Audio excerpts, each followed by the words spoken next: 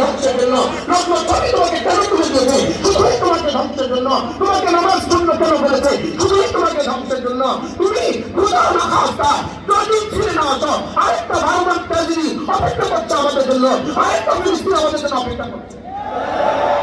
এজন্য তুমি কবে তওবা করবা, কবে ফিরবা? তুমি দিনের দিকে ফিরো। আমাদের দিন আমাদের শেষ ঠিকানা, আমাদের ঈমান আমাদের রক্ষা কবচ, আমাদের ইসলাম আমাদের রক্ষা কবচ। যেভাবে আলহামদুলিল্লাহ 15টা মাস এতটা যুদ্ধের পরেও, সারা পৃথিবীর যুদ্ধের পরেও ফিলিস্তিনের মুসলমানদের কাছে যেভাবে ইসরায়েল চিরকাল লাঞ্ছিত হয়ে পরাজিত হয়েছে, শুধু তাদের ঈমানের কারণে, শুধু তাদের ইসলামের কারণে। কিসের কারণে বলেন, কিসের কারণে?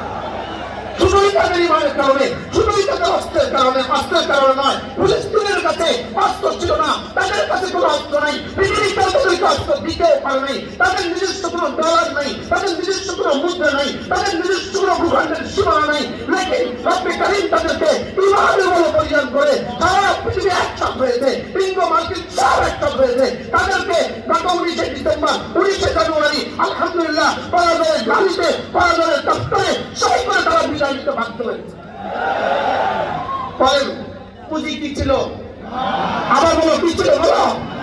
পুঁজি ছিল তাদের কাছে ঈমান, তাদের পুঁজি তাদের কাছে ইসলাম, তাদের পুঁজি তাদের তাকওয়া, তাদের পুঁজি তাদের তাওয়াক্কুল। যদি মুসলমান আমরা যদি এগুলো উপর উঠতে না পারি, খোদার খাস্তা পুঁজিতে দেরি হবে, আমরা ভেসে যেতে দেরি হবে না। বাস্তব না বাস্তব? এটা চলেন নিয়ত করি, আজ থেকে হিম্মত করি, ইনশাআল্লাহ আমরা আজ থেকে নামাজ ছাড়ব। রমজানের বাকি আছে মাত্র 27 দিন, আর কতক্ষণ বলেন?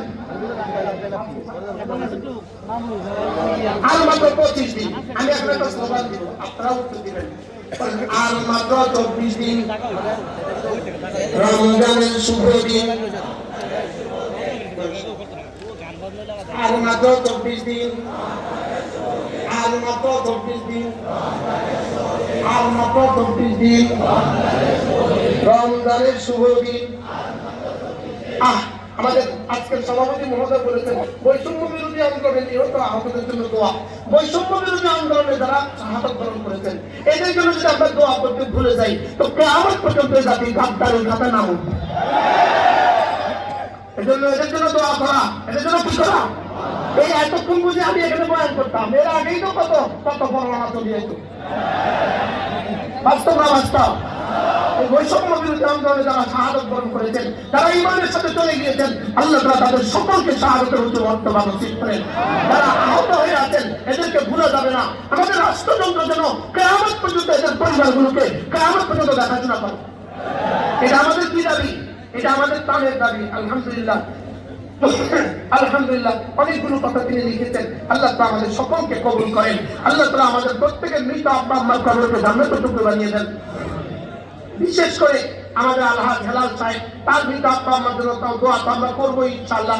উনি এই রূপসী গ্রামকে সুন্দর করার জন্য, রূপসী গ্রামের বাচ্চাদেরকে কোরআন কারীম শিখাবার জন্য এই মাদ্রাসার পাশাপাশি তিনি আরেকটা মাদ্রাসা, শুধুই কোরআন কারীমের জন্য আরেকটা মাদ্রাসা সৃষ্টি করেছেন।